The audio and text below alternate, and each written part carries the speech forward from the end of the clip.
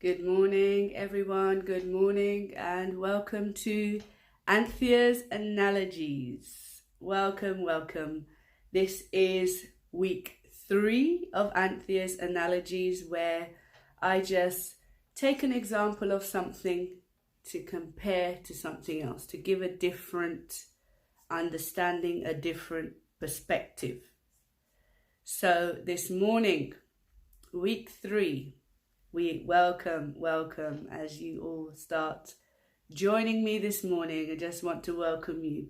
Last week we spoke about inheritance and how God has a lot of blessings stored up for us and how we can access those by getting closer to Him and remaining focused on God. So that was last week's analogy about inheritance.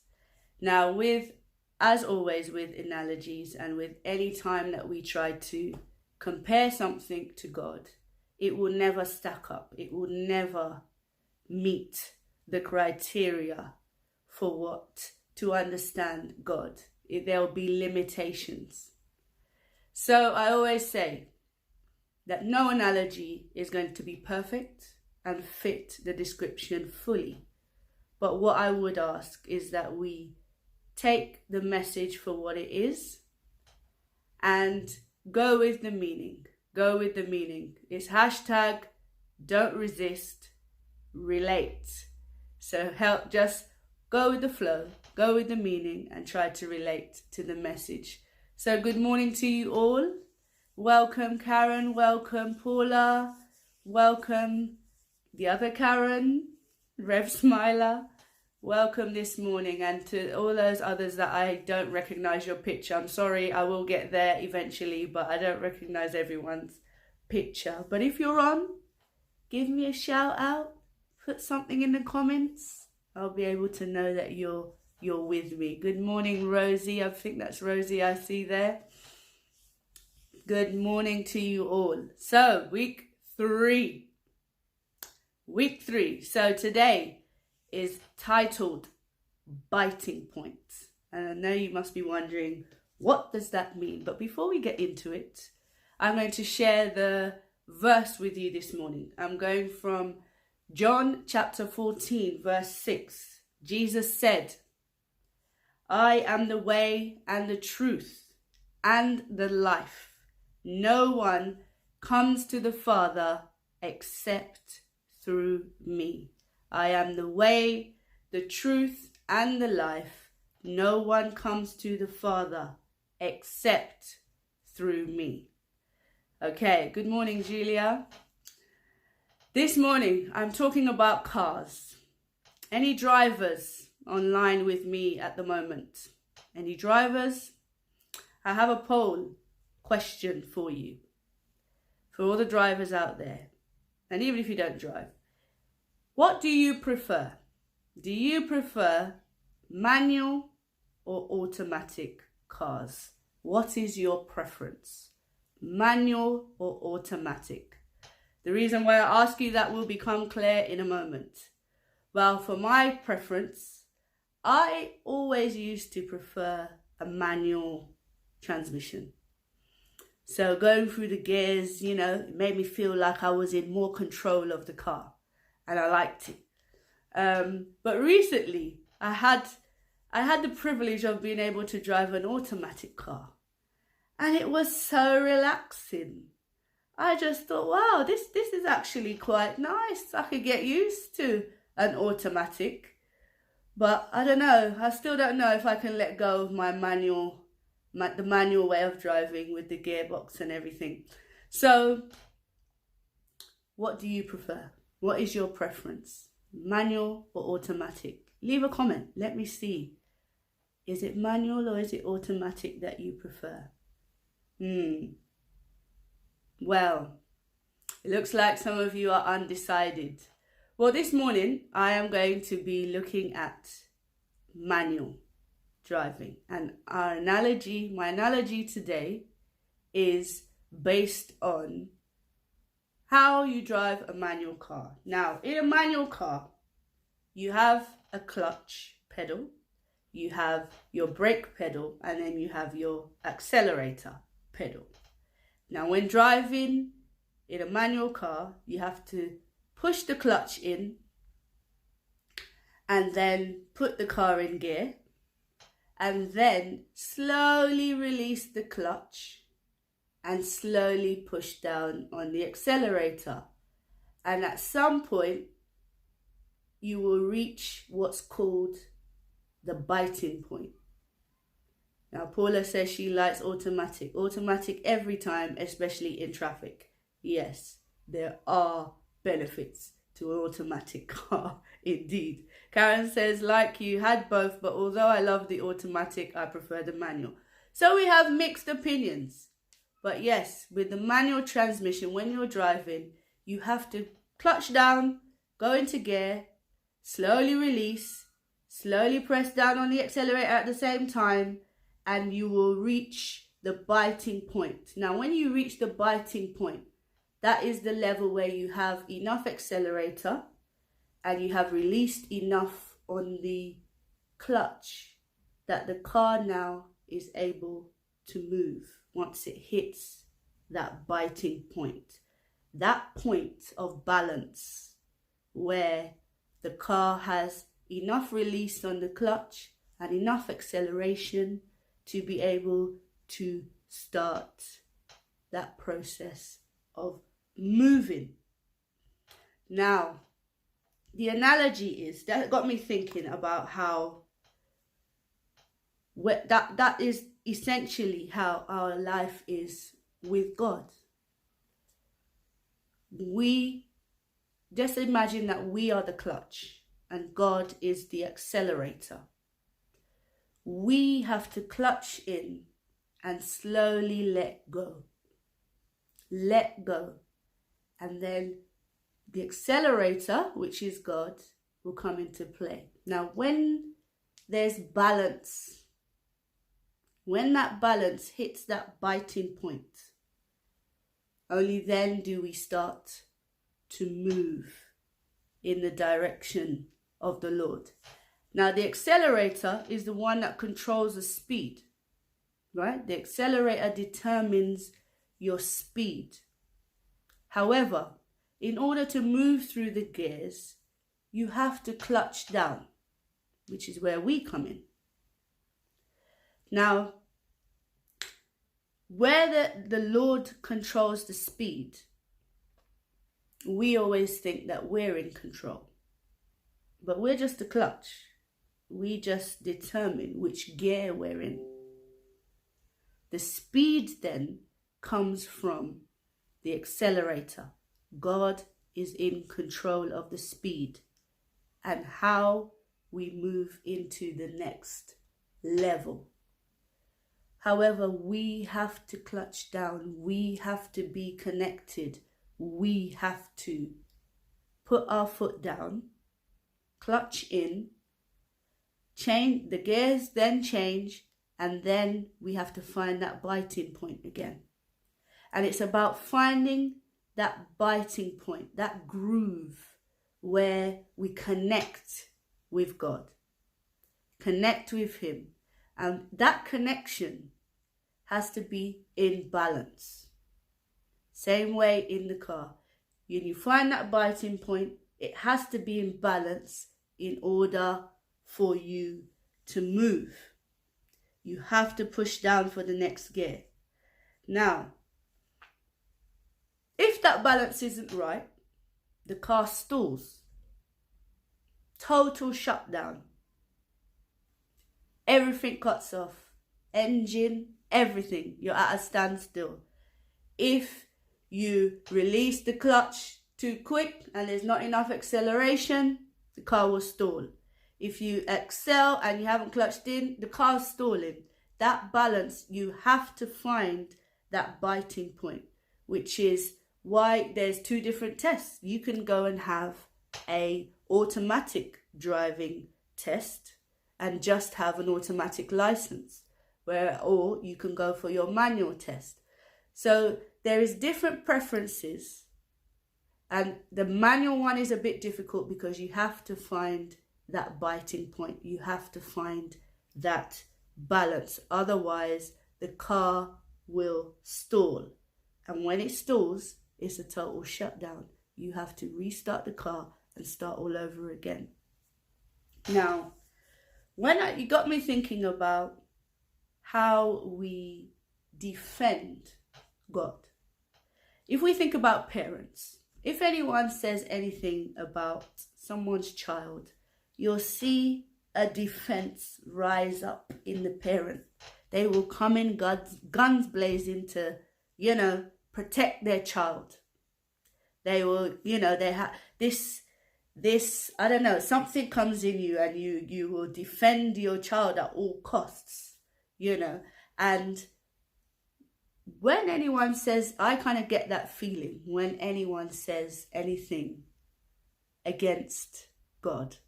There's something that rises up in me and I come in defense just as a parent would for their child. And it got me thinking about how we are with God. How we are with God. Now, Karen all week has been thinking about taking time out to rest. Taking time out to rest and be with God. Be still and know. We go into automatic mode when we come on that defense mode. When we face challenges, when we're going through trials, when we're upset, when we're angry, when we're going through our feelings. We get into moments where we go into overdrive sometimes. We push. And that's the moment where we are called to maybe rest. Rest.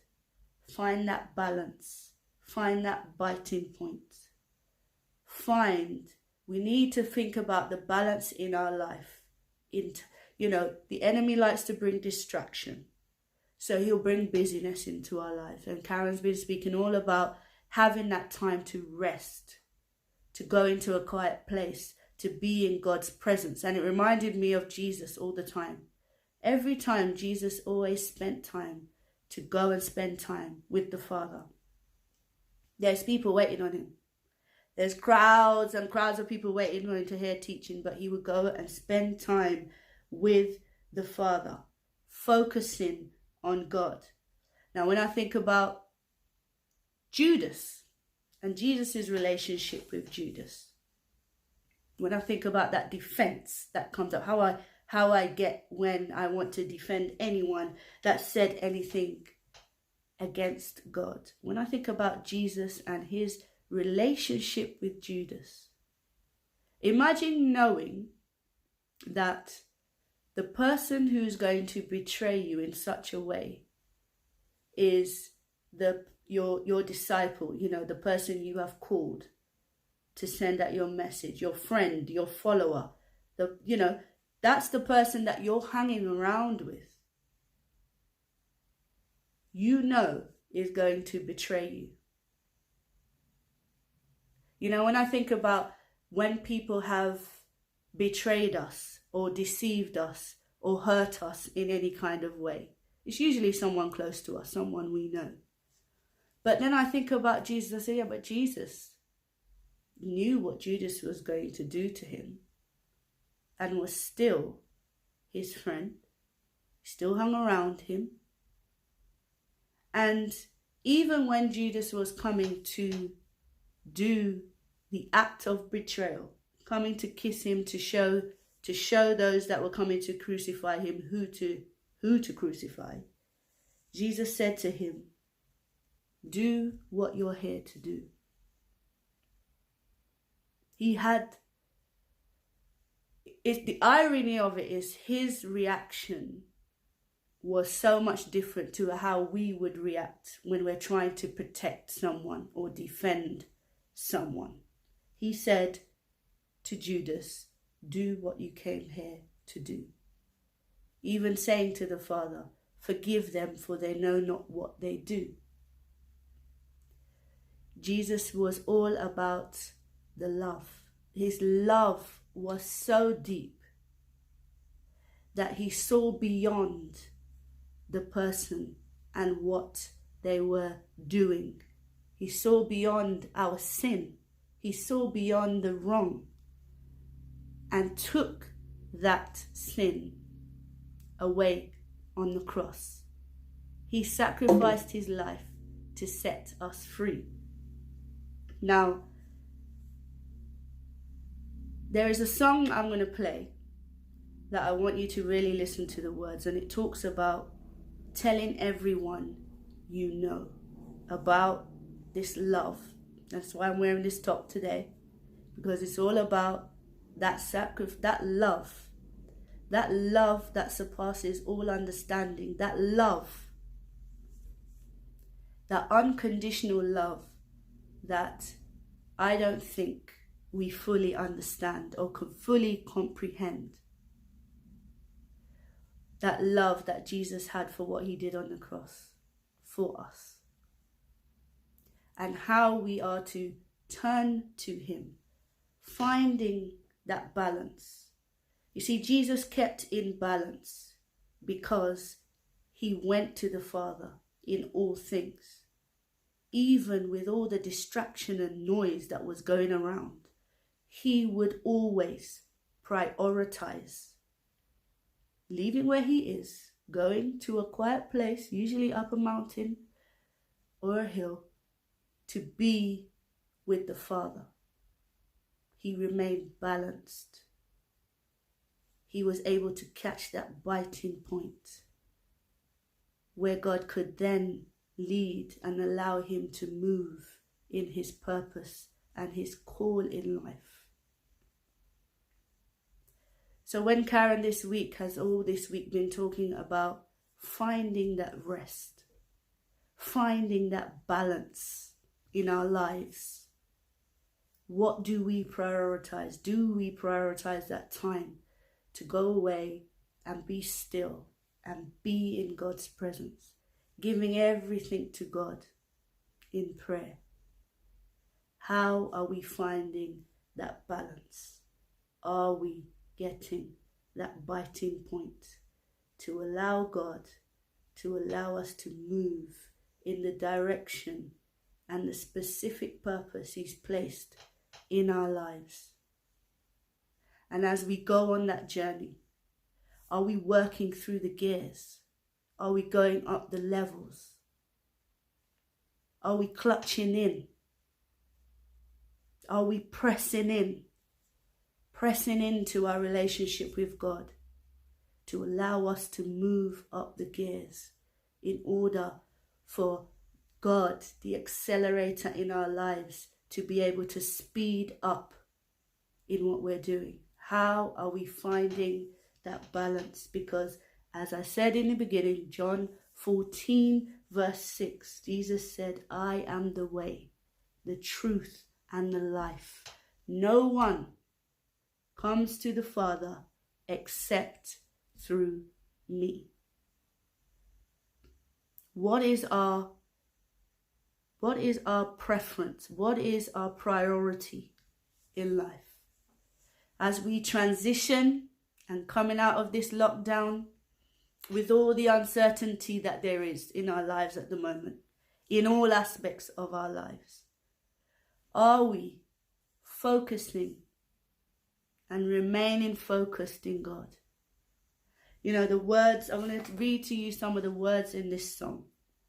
It says, you thought I was worth saving, so you came into my life. You thought I was worth keeping, so you sacrificed your life. You thought I was to die for, just so that I can be free, so I can be whole, and so I can tell everyone I know. As Rev Smiler has said in the comments, the truth will set us free. And indeed, the truth will set us free. And the Bible always says God is love. God is love. Again, why I'm wearing this top this morning. Love. God is love. And the truth will set us free. He thought you, yes you was to die for, just so you could be free. So we could be free. So we could have eternal life. So we can return to the Father. So we can defeat death and be with God eternally. So this morning, what I would like you to do is just really think about the balance in your life. Are you finding that biting point where there's enough God in your life and enough of us letting go on the clutch, letting go of our lives and allowing God to press in to find that biting point where we can move? Amen. Right, but let's listen to this song. It's called Worth by Anthony Brown. And please listen to the words and know that Jesus thought you were to die for. You sacrificed your life so I could be free. The key line in there, as Karen's put in the comments, I will tell everyone I know. And it's times like this, I think God is calling us as Christians to stand up for what we believe, stand up for Him, tell everyone we know. The same way we would defend our children at the drop of a hat. Stand up for Jesus. Tell everyone we know what God is doing in our lives and what that relationship with Him means. Prioritize, find that balance, get that biting point, grow deeper in your relationship and your journey with God so that you can work through the gears. Rest. Let us go against our natural way of reacting by reacting the way Jesus did. Very humbly, very gracefully, forgiving even Judas. Let us turn to God in all things. In all things. Rest. Come out of the distraction. Come out of the work mode. Come out of the hustle of life. Go into the stillness. Follow as Jesus did. Go up that mountain. Find that place of quiet and be in the presence of God to help lead us in life, to help lead us on our way. Thank you for joining me this morning. I see my mum, morning, Patrice, morning, Charlene, morning, Paula, Quincy, Julie, Karen. Good morning to you all. Have a blessed day. Know your worth. Know that you were to die for. Know that you are set free. And find that biting point. Thank you for joining me this morning. Hashtag don't resist, relate. Find your rest moments. Love. God is love. Join me next Thursday. Thank you and have a blessed day. Join Karen tomorrow morning, 9 a.m. for Thankful Fridays, where we thank God for the blessings that He's given us. And yes, have a blessed day. Don't let anyone steal your joy. See you tomorrow morning. God bless.